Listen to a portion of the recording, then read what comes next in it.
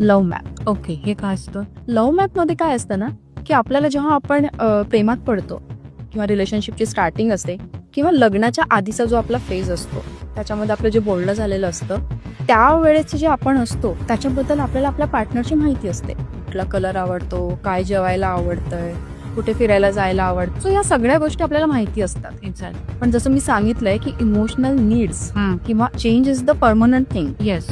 So हे 5-10 वर्षांनी बदलत जातं, पण आपण त्या गोष्टी अपडेटच करत नाही. परत त्या विषयावरती बोलणंच होत नाही आपलं.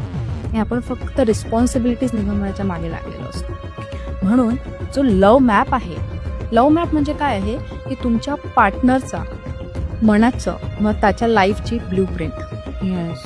ती तुम्हाला माहिती असणं फार आवश्यक. आणि आवश्यक फक्त तेवढंच नाही आहे, पण त्याला अपडेट करत राहावं लागतं वेळोवेळी.